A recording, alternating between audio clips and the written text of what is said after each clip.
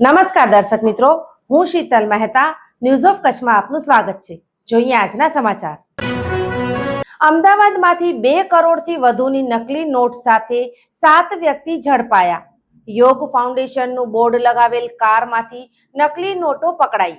Ahmedabad crime બ્રાન્ચે બુધવારે રાત્રે અમરાઈવાડી વિસ્તારમાં વિશેષ ઓપરેશન હાથ ધરીને રૂપિયા 2 કરોડથી વધુની ચલણી નોટો કબજે કરી હતી। સુરત તરફથી આવી રહેલ ફોર્ચ્યુનર કારને રોકીને પોલીસે અંદરથી મહિલા સહિત 7 લોકોને નકલી નોટ સાથે દબોચી લીધા હતા। પ્રાપ્ત માહિતી મુજબ સુરતના સત્યમ યોગ ફાઉન્ડેશનનું બોર્ડ લગાવેલી ફોર્ચ્યુનર કાર અમદાવાદમાં આ નોટોની ડિલિવરી આપવા આવી હતી। પ્રદીપ જોટાંગિયા ઉર્ફે પ્રદીપ ગુરુજી, જે સત્યમ યોગ ફાઉન્ડેશન ધરાવે છે, તે પણ ગાડીમાં હાજર હતા।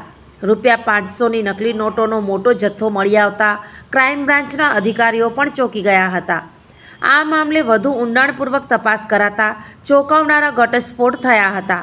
પોલીસે મહિલા સહિત 7 લોકોની તાત્કાલિક ધરપકડ કરી વધુ પૂછપરછ હાથ ધરી હતી। આ ઘટનાના તાર સુરત, રાજકોટ અને ચીન સુધી જોડાયેલા હોવાનો પર્દાફાશ પણ થયો હતો।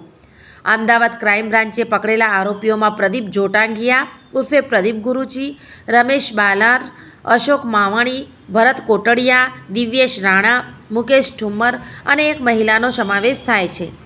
ક્રાઇમ બ્રાન્ચે આરોપીઓની કડક પૂછપરછ કરતા સામે આવ્યું હતું કે ચીનથી એજન્ટ મારફતે નોટ છાપવાનો કાગળ, મટીરિયલ વગેરે આયાત કરવામાં આવતા હતા।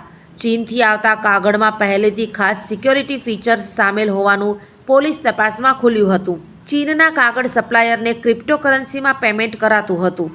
આરોપીઓએ નોટોમાં સેટિંગ કરવા માટે ChatGPT AI ટૂલનો ઉપયોગ કર્યો હતો।